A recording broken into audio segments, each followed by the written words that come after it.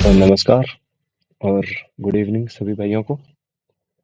तो आज काफ़ी दिनों के बाद ये वीडियो बनाने का मौका मिला, क्योंकि जो लास्ट वीडियो हमने बनाई थी जब हमारा 2024 का सीजीएल का फाइनल रिजल्ट आ गया था, और उसमें हमें पता लगा था कि मेरी 345 रैंक आई थी और मुझे जीएसटी इंस्पेक्टर की पोस्ट मिल गई थी। तो उसके बाद काफ़ी वो प्रोसेस थी कि मुझे मेरी करंट ऑर्गेनाइजेशन से रिज़ाइन करना पड़ा, उसके बाद यहाँ पे आके डिपार्टमेंट में ज्वाइन करना पड़ा, उसके बाद जोन एलोकेशन के लिए फॉर्म निकले, और उसके बाद अभी लाइक करंट ऑफिस तो मिला नहीं है, बट उसकी और काफ़ी सारी जो सैलरी स्टार्ट होती है, जो ज्वाइनिंग होती है, वो हो चुकी है। तो अब मैं लाइक फ्री होने के बाद सोचा, इतने दिनों में सीजीएल ने भी काफ़ी कुछ से ऊपर नीचे कर दिया था, लाइक रूमर्स फैल गए थे कि इस बार हमारी टीसीएस एग्ज़ाम नहीं करवा रही है, और इस बार एग्ज़ाम की डिफ़िकल्टी का पता नहीं है कितना आएगा कितना नहीं आएगा। साथ में ये भी अफ़वाह चल गई थी कि हमारा पैटर्न चेंज होने वाला है कि नहीं चेंज होने वाला।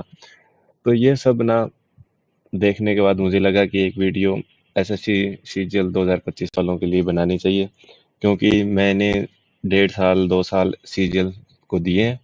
तो इसमें मुझे लगता है कि मैं ये इतना बता सकता हूँ कि कहाँ से क्या कुछ आता है और किस पे डिपेंड होना चाहिए, किस पे डिपेंड नहीं होना चाहिए। तो सबसे पहले हम स्टार्ट करते हैं हमारी पहली स्लाइड। तो आज का हमारा एजेंडा रहने वाला है ये 3 टॉपिक्स, क्योंकि जैसे मैंने यूट्यूब खोला उसमें मेरी फीड में आए हुए थे।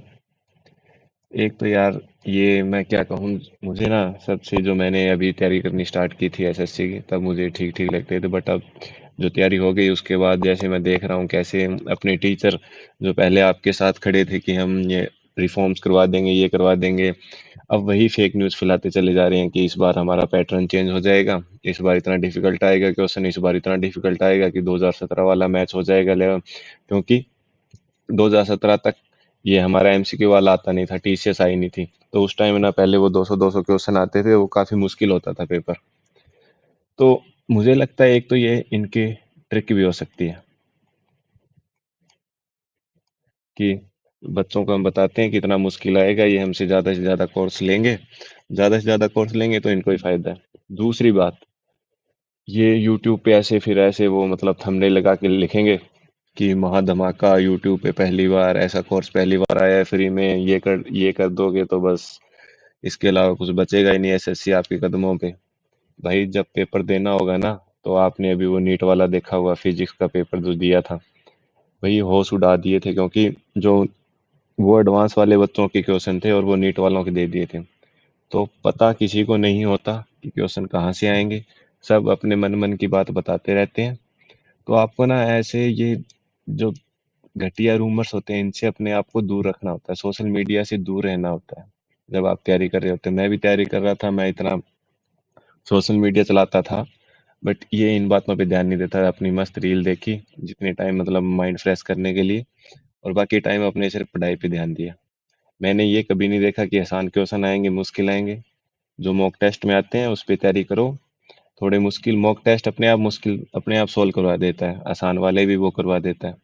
तो मॉक टेस्ट पे ध्यान दो आप ज़्यादा, ये रूमर्स पे ध्यान नहीं दो। फिर एक ये पॉइंट आ जाता है हमारा अनसर्टेनिटी सीजीएल की।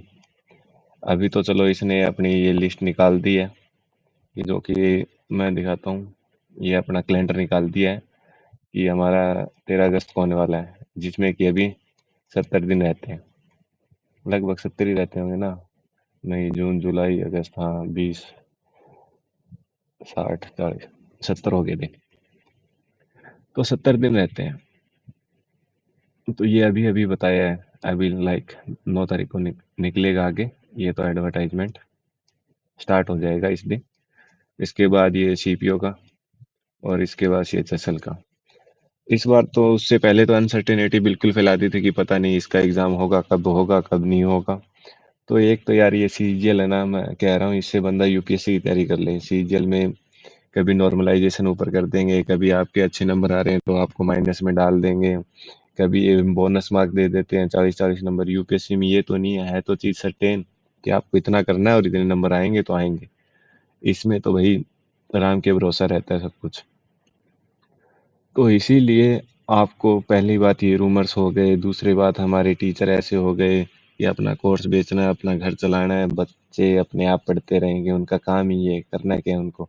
एक साल दी है तो दूसरे साल भी वो तैयारी करेगा, अगर दूसरे साल नहीं हो तो तीसरे साल भी वो तैयारी करेगा। ये उसकी मजबूरी बन जाती है फिर। तो मैं आपको कहना चाहूंगा इसके एक दो सॉल्यूशन है जो मैंने भी ट्राई किए थे, आप भी ट्राई करना।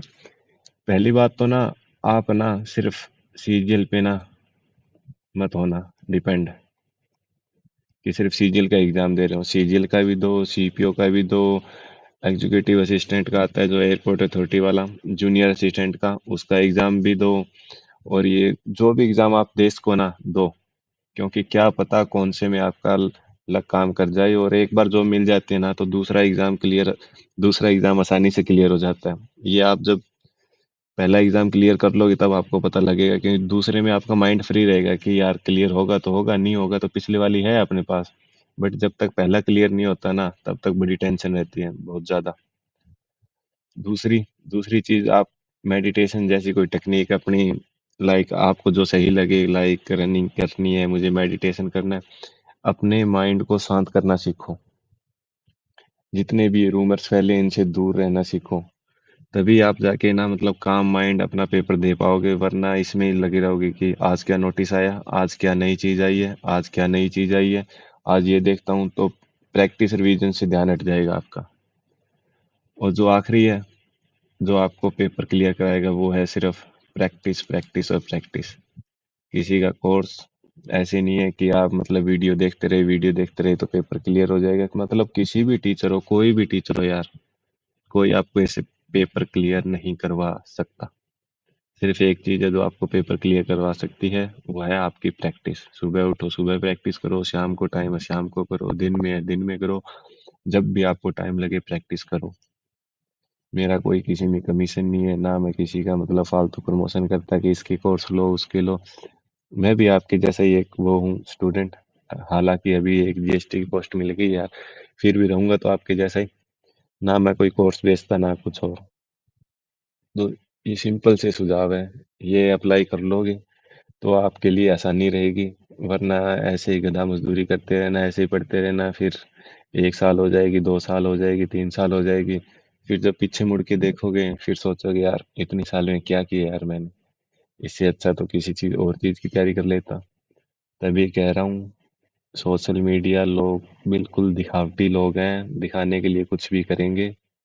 आप अपनी जेन्युइन गाइडेंस लेके सिर्फ तैयारी पे ध्यान दो।